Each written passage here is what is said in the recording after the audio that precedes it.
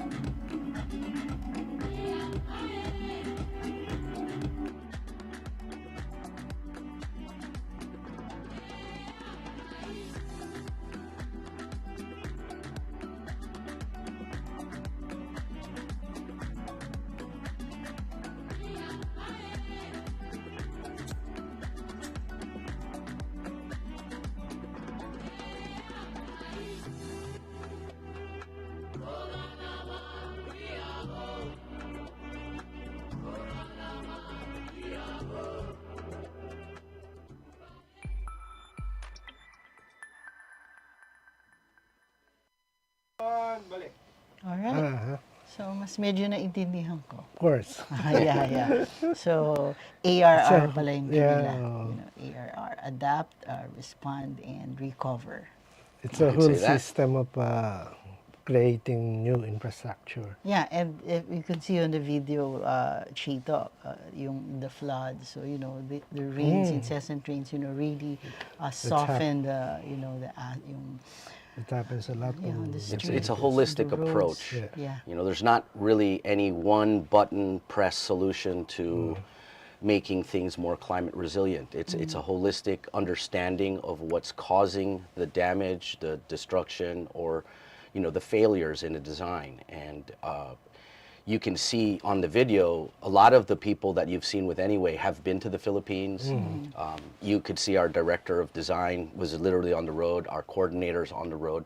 We sometimes even talk to some of the eldest people in the community to ask them, how high do you remember the last flood? And they'll literally point to a tree and say about there. And, so we take assessments in very unorthodox ways as to how to identify the holistic understanding of a specific problem. And once we understand all of that, we then design and then we implement. But I would have to say the difference is that design and understanding the problems is very front-end loaded heavy. And so data is crunched, designs are created, and even the construction management schedules are understood, so that everything on the front is planned heavy, and then as we implement, it's a little bit of a lower, smoother process. And at the end of the day, that makes it more efficient and lowers the footprint of the project. What countries are, the recipients, of this, Sure. technology? And I'm asking about the presence of Anyway Solutions. Yes, Metro Ontario Group is a global company. Anyway is a subsidiary of that. We're one of 120 private firms under the Metro Ontario Group from Canada. And I would say that with Anyway, we've affected quite a few nations. There's a lot of work that we've done in Africa.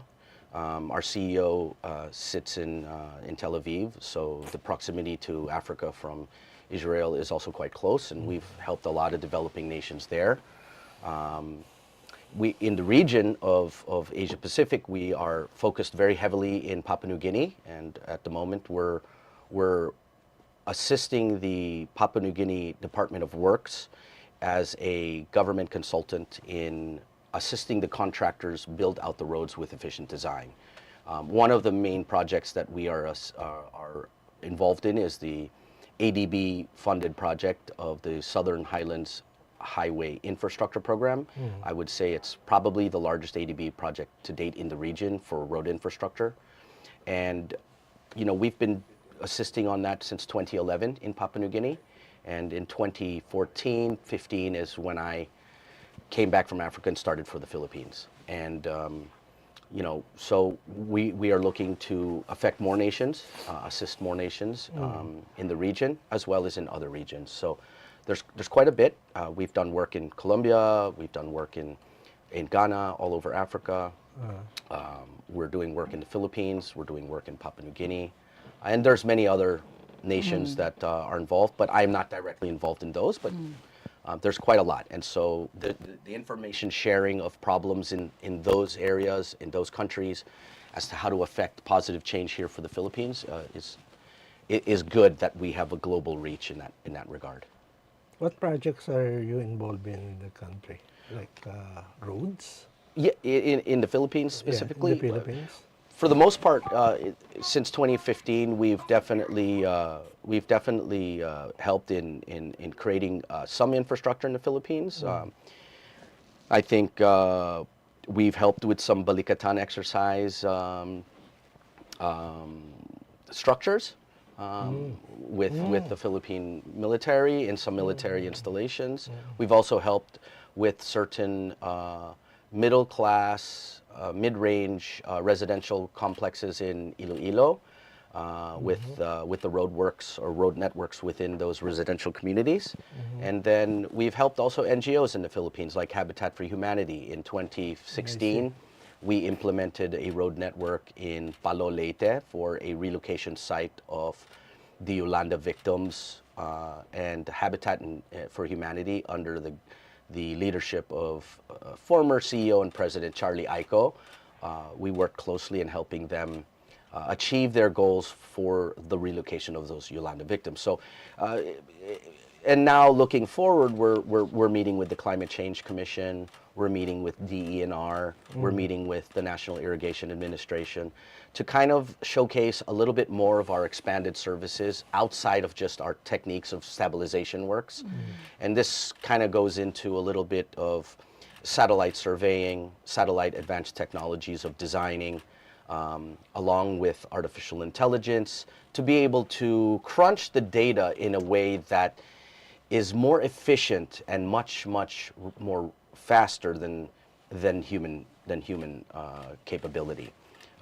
It's the AI right now is becoming very prevalent around in the markets, and it's becoming cheaper.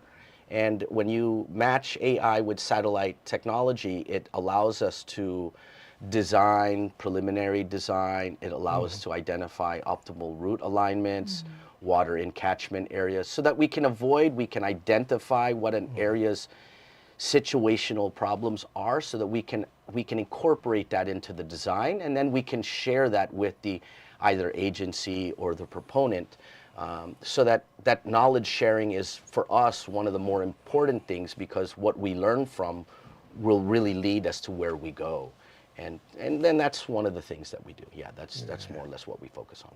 So that's one of the edge of AI, Chito. Oh yeah. Yeah. So can you share, like, you know, how does that AI technology that Anyway Solutions is using fast track, you know, a process, you know, in building an infra? Well, if we look at a holistic view of, say, the infrastructure program, say for the Philippines, and the priority projects that are going on, there's quite a lot of, you know, money being spent. And is the money and the budgets allocated for these specific projects, are they specified, are they very specific, or are they very general? And we would rather see that the technology that we use will help governments plan and provide preliminary designs very specific to what is required to spend on, rather than more generalized, say, surveying. I'll give an example. A conventional survey will take a matter of a group of individuals trekking into the forest if it's a greenfield road, and then surveying for a certain amount of days using maybe drone technologies and whatnot. However fast that may be, it's still limited in as far as collating the data. If we look at using satellite technology, say for a 100-kilometer stretch of a road, if that were to be done conventionally as opposed to a satellite, let's just say conventionally would take somewhere more than a month to be able to collate and create that data. Whereas if we use satellite technology, we could more or less, in simplistic terms, come around with a design within a week for a proponent. And it would be even more specified in, the correct optimal route in that terrain, because AI is using all of its ability to identify the most optimal direction and the shortest point from A to B. Another example would be if you identify A to B, there's a lot of what we call in the industry a cut and fill analysis, which is, we have to cut out this section and we'll use that as a fill. And there's a cost to that. Every movement is a cost. But what AI can do with that is, in a conventional, they might have a generalized cut and fill, where AI is very specific. It can actually even identify real costs up to 50% less than a conventional design. And I've seen that personally done. And so the AI is extremely powerful, and if you now move that into designing, it allows us to really be very specific with a budget for a very fit-for-purpose project. And that alleviates the government or the agencies planning this to know that their money, their budgets are going to very specific things and not being spent for things outside of that. And if we can reduce, say, in a cut and fill, if we can reduce the actual identified cost by 50%, imagine that on an overall budget, on a detailed engineering design. It really now makes the government's ability to budget and forecast infrastructure projects even more precisely. And it also helps the contractors know what they're actually bidding on. There's real tangible things they're bidding on, rather than trying to figure out how much will that really cost, and are we kind of guesstimating what that should be based on just historical data of what we've done in the past. So I think AI, our approach and our methodologies are becoming very, very specific, and that's a very, very positive thing. I hope that explains it to a certain extent. Yes, it does. In a layman's terms. Yes. I know it can get very technical. Yeah, so it does. Which means, Chito, the 1 month process that the traditional the traditional 1 month process that our engineers are using in the Philippines, can be shortened to a week. Yeah, but that 1 month that can also be generous. I mean, a lot of times it takes more than a month, and so we're really trying. We want to share the knowledge. We want to bring that to the forefront here in the Philippines and start affecting change in a more efficient way. So this AI that you're talking about is on the pre-construction. Yes, it is. It is on the pre-construction in the preliminary design phases, which will help on the detailed engineering design towards the end. Is Anyway Solutions also involved in during the construction and a post Absolutely. construction? During construction, if our overall preliminary designs, for example, include our stabilization techniques for bounded bases or bounded sub-bases within sections of that project, then our quality assurance project coordinators will be on site all the time. And so in our previous projects in the Philippines, our project coordinator, Neil Dale, he's from South Africa,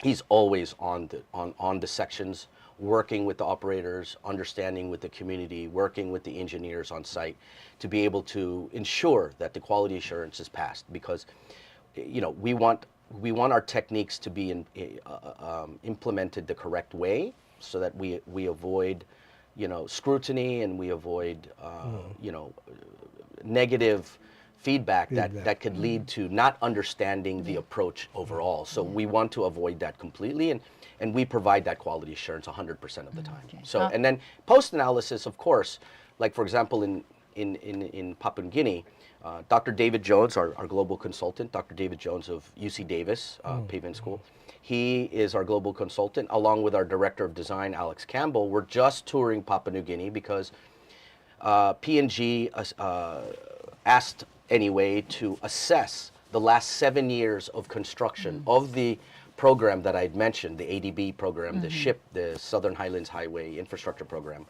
They asked us to assess the last 7 years of construction. So that is actually post-analysis, post-construction analysis of assessing all of that work for the last 7 years. So you definitely get our involvement. You will get our opinions later on, because maintenance programs of this infrastructure is absolutely very vital to ensure the life expectancy of the design. Yes. Yeah, very well explained, Chito. Yeah. Now, I mean, Makes a project more efficient and Right. so I'm Well, we hope so. I was educated during And, the past few minutes. I'm glad. All right, so we'll be asking you more questions, Sure. Mr. Betz, and but we'll have to take a short break. okay. See you. This break is brought to you by Angkas, Beat the Traffic, Bayad Center, hashtag Bigger Better Younger Bayad, and you can buy it all. Globe, atin ang mundo. Meralco, ang liwanag ng bukas. SM, we've got it all for you. Smart, live more today. Union Bank, it starts with you. A wellness show dedicated to empowering viewers with the knowledge and inspiration needed to lead a healthy lifestyle. Be Well Now, hosted by Miss Cory Quirino, every Wednesday at 2 p.m. only here at Daily Tribune's Facebook page and Tribune Now in YouTube. Alamin ang pinakamaiinit na balita at mahalagang issue na bumabalot ngayon sa ating bansa. Ating pag-usapan, blow by blow, dito lang sa Hot Patatas, kasama sila Chicky Mangkukang, Vernon Velasco at Gio Leaño. Yung Lunes, Miyerkules at Biyernes, alas 3 ng hapon, dito lang sa Daily Tribune Facebook page at Tribune Now sa YouTube. Conversations that are masterclasses from the top honchos of various industries. Learn from their strategies and insights so you yourself can unlock your full potential. Perfect every Friday at 2 p.m. only here in Daily Tribune's Facebook page and Tribune Now in YouTube. Creative minds, entertainment icons, style influencers. We shine the spotlight on remarkable individuals who shape our cultural landscape. Every Tuesday at 2 p.m. only here in Daily Tribune's Facebook page and Tribune Now in YouTube. Parayan at talakayang showbiz, times 2, doble-doble! Kasama ang dalawa sa walang kupas na talakayan ng showbiz, Alwin Ignacio at Alex Brosas. DTT Show, tuwing Sabado at Linggo, alas 4 ng hapon, dito lang sa Diaryo Tirada ng Daily Tribune. Straight Talk dives deep into present issues of leadership, politics, business, and more. Engage in insightful conversations with industry shakers, government leaders, and trailblazers every Wednesday at 10 a.m. only here on Daily Tribune's Facebook page and Tribune Now in YouTube.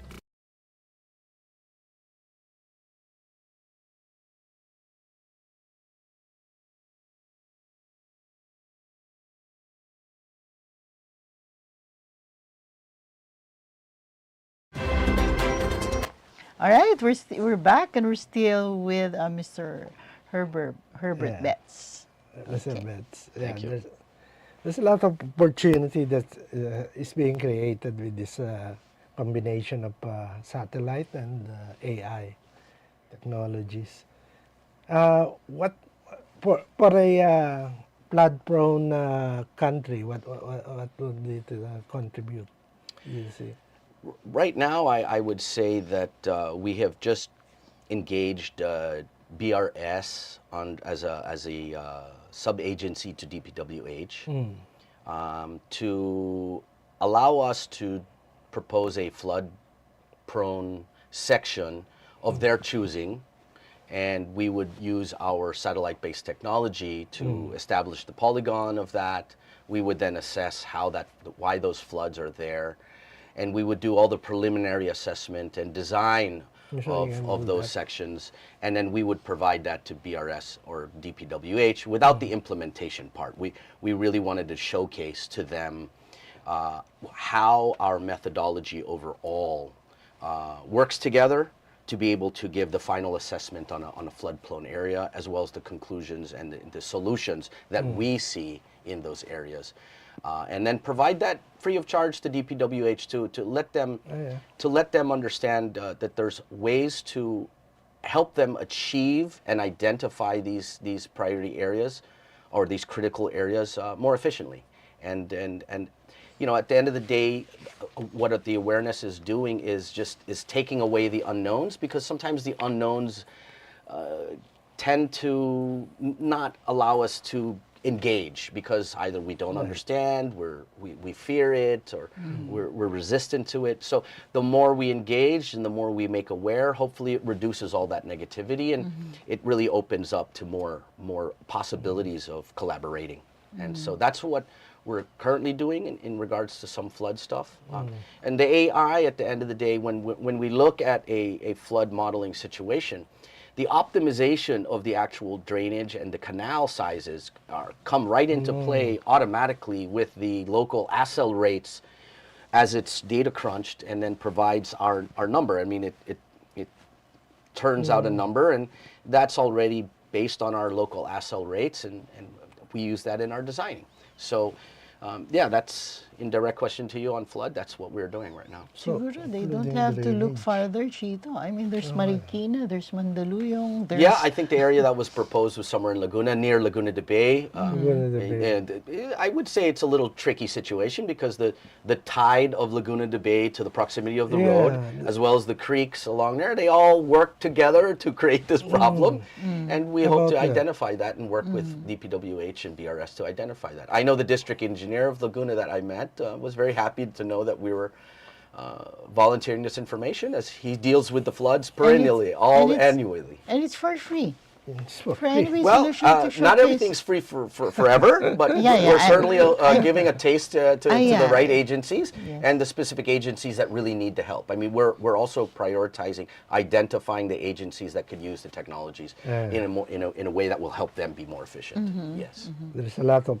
low-lying areas in Metro Manila, Yeah, which there- can there is. really There is. do with the But as far as technology. other sectors that we're looking at, we are now, I'd say in 2024, looking to support the mining sector. We know that part of DNR's requirement for, say, for example, mining haul roads need to, as part of an exit strategy, you either turn them into farm-to-market roads, or you make it accessible for the indigenous communities that apply that actual access. You know, so once the mine's done, how do they exit in a way that is convenient for the agency, for them, and for the community? Rehabilitation. And that's got to be a win-win decision. And again, that's a holistic understanding of how to do that. Right. So mining is a new sector for us that I think that we're looking forward to penetrating quite, you know, in 2024 for the first time in 2024. Yes. And obviously, the traditional agencies like DNR are there, because the environmental compliance has a lot to do with the climate resiliency and climate change. And of course, DPWH, I think that we can help them quite a bit, and even Office of Civil Defense in reacting to disaster mitigation and how to, you know, help, say, with landslides like in Davao that just recently happened Yeah. 2 Yes. weeks ago. It became How to, essentially a you know, water world. You know, identifying, mitigating those disasters, providing solutions, immediate solutions to mitigating disasters like that, finding alternative routes for them, providing an efficient road rehab if, say, some of the infrastructure was destroyed, how to rehab that within 24, 48 hours once the right equipment and the right technologies are already on site and be able to have rapid response on that. So there's quite a few things that we're looking forward to doing, and we'll be working with several different agencies on trying to establish that. Even with the Climate Change Commission, we're looking to establish workshops to increase the understanding, the capacity building of the LGUs. So invite the LGUs to the Climate Change Commission along with Anyway, hold workshops, help them understand a little better. So yes, we are very much in 2024 looking to really enhance all of that, and it's going to be an exciting time, and we look to expand the team here and include a lot of Philippine engineers and Filipinos on the team to be able to expand this locally and bring the Anyway methodology and approach directly to communities. Okay. The So aren't you looking at, since you're planning to hold workshops with the LGU and making the people aware, the LGU aware of how to build to build and maintain climate resilient infrastructure. Now, aren't you planning to partner with the academe? Well, absolutely. I think we've successfully 2 weeks ago completed a MOU with De La Salle, Gokongwei College of Engineering, and that's obviously trying to foster the academe into new engineering approaches to climate change, climate resiliency, as well as traditional civil works and civil horizontal works. Include the techniques of soil stabilization and advanced geotechnical assessments, testing prior to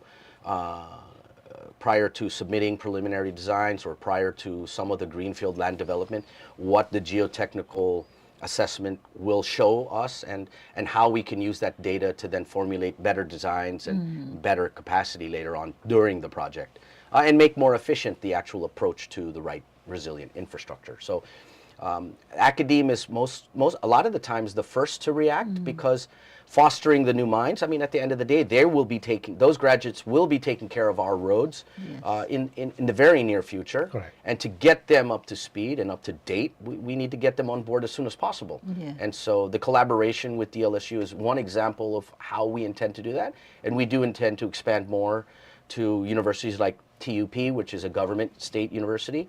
So we do want to affect the private universities as well as the government state universities and allow it from what I've heard is that a lot of the DPWH engineers come from TUP, and we have already fostered an understanding with TUP, and certain things are in the works for some collaboration with TUP as well, and other universities to continue on, because at the end of the day, we need those engineers to take care of our roads here. We also want to provide those engineers with a better understanding of how climate change will affect civil horizontal engineering, and then allow better opportunities for these engineers, whether they get hired by Anyway for projects abroad or whether they work OJT on our projects to complete their elective points on their courses.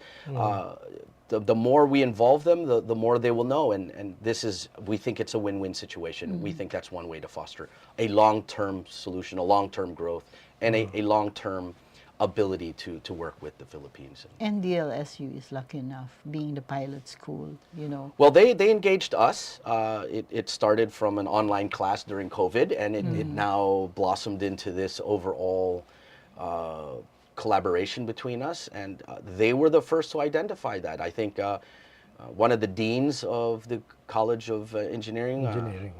Dean Dunca, I think, he himself is a geotechnical engineer, and so they have programs already right now with BRS in doing some sort of studies on geotechnical assessment. So if we can enhance that for them, then we're happy to do that. So I think the collaboration is a win-win. Then, I was listening to your CEO, Civic Halber. Civic Halber. Yes. And in an interview with ANC, I guess. Correct. He was on the show with Ron Cruz. And, yeah, and it's an exciting project, since he mentioned that among the aim is to bring students to your projects abroad. Yeah, absolutely. We've been fostering academe since the beginning. Our global consultant is Dr. David Jones, the Dean of the Pavement School of UC Davis. We also work with overall with Professor Michael Chester of University of Arizona. We seek all of this knowledge out, these experts out, and we then enhance ourselves as well as then share that with the academe. So if we can have exchange students, exchange professors with DLSU or TUP, and kind of foster that change and enhance that learning experience, that's definitely a win-win. The Philippines makes out on that. The academe makes out on that. That's Everybody makes out on that. And so besides, that's very good. the young minds, are better to be trained because, Yeah, they're because they say that, it's hard to teach old. yeah. Well, that's kids. true, and I think that the young academe now and the young grads are a little bit more in tune with AI than us With AI, us oldie right. fogies here. Yeah. But I think they will take to it quite quick, quite rapidly. They will understand it very, very well, very fast, and then implement that also very fast. So I think it's great. It's win-win, and I get to learn from the young ones too. At the end of the day, we got to continue to learn, and that's what makes us better as we go. That's right. Yeah. Correct, That's yeah. right. Off cam, Chito, you were saying that you want to ask Mr. Betz something about fast tracking. I mean, The projects. how does it solve corruption in because in infra projects? because I would believe that faster implementation of projects would maybe reduce the opportunity for corruption, since when projects are very extended out, that's where corruption usually So what's your occurs. take? Well, our take really at the end of the day is to continue to perform our methodologies and address them with the clients as fast as possible.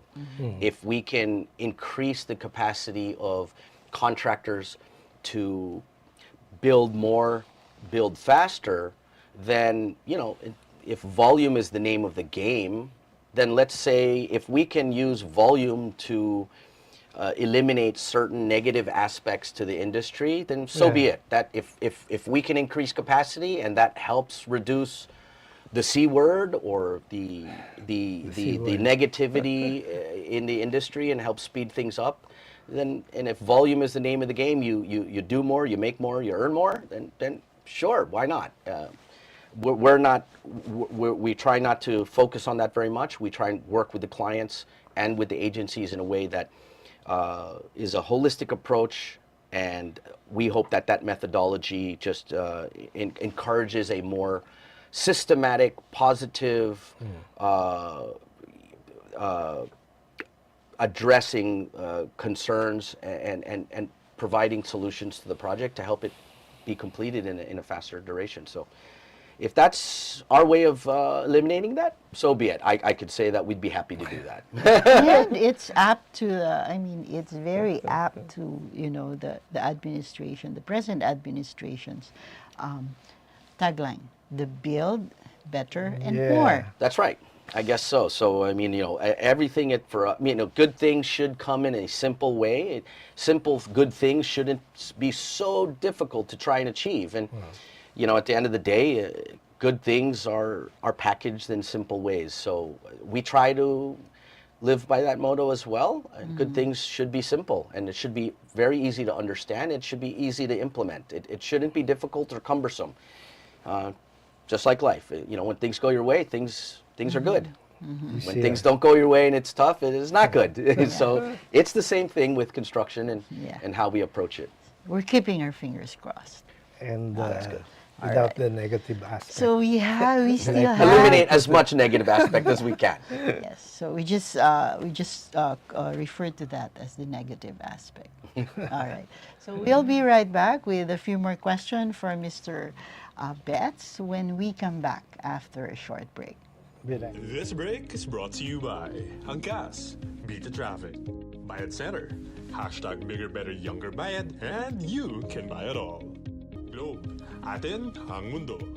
Meralco, ang liwanag ng bukas. SM, we've got it all for you. Smart, live more today. Union Bank, it starts with you. A wellness show dedicated to empowering viewers with the knowledge and inspiration needed to lead a healthy lifestyle. Be Well Now, hosted by Miss Cory Crino, every Wednesday at 2 p.m. only here at Daily Tribune's Facebook page and Tribune Now in YouTube. Alamin ang pinakamaiinit na balita at mahalagang issue na bumabalot ngayon sa ating bansa. Ating pag-usapan, blow by blow, dito lang sa Hot Patatas, kasama sila Chicky Mangkukang, Vernon Velasco at Gio Leaño. Tuwing Lunes, Miyerkules at Biyernes, alas 3 ng hapon, dito lang sa Daily Tribune Facebook page at Tribune Now sa YouTube. Conversations that are masterclasses from the top honchos of various industries. Learn from their strategies and insights so you yourself can unlock your full potential. Perfect every Friday at 2 p.m. only here on Daily Tribune's Facebook page and Tribune Now in YouTube.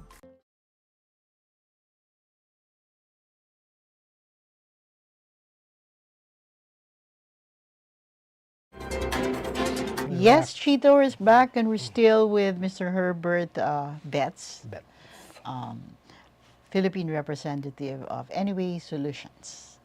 Right, Chito. yeah, that's the engineers that the project that you have, that the cooperation with DLSU would come out with. Would you employ them, or are you willing to have them 100%. look for other? 100%.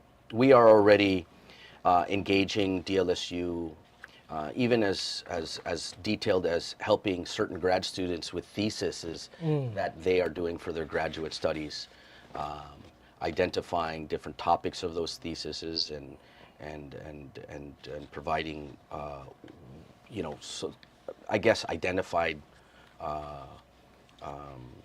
studies from our experience, our historical projects, understanding different marginal materials across the globe and how to affect that. And even one of them was applying carbonized rice hull along with Anyway to see how much more effective it could be. So I mean, when you include the academe and the young minds, the world is your oyster, really. At the end of the day, their minds are the ones that are. The imagination is where you can be creative, and by picking their brains and tapping into their minds, with giving them our little history and then saying run with it, we're seeing stuff that gives us goosebumps. So that's great, and we will continue to do that. Do you have similar collaborations with other universities? Aside from TU. Oh yeah, of course. absolutely. The Technion in Israel, UC Davis, California. There's our engineers are from the University of Pretoria or Johannesburg or some universities of Cape Town. So we are always collaborating with the academe across the world in different countries to always increase our understanding of what we do and to help us be more efficient, and then to help us assess what has been created and completed. So we definitely collaborating with as many universities, as many academe as we possibly can, all the time.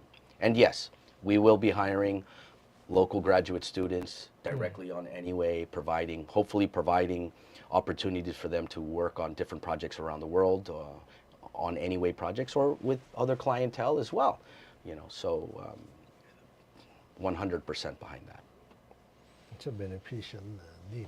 Yeah, Well, this is how we are trying to directly affect change in the Philippines, Yeah, and also- and that's one way that we know we have a complete control of doing, and we are very happy to do that.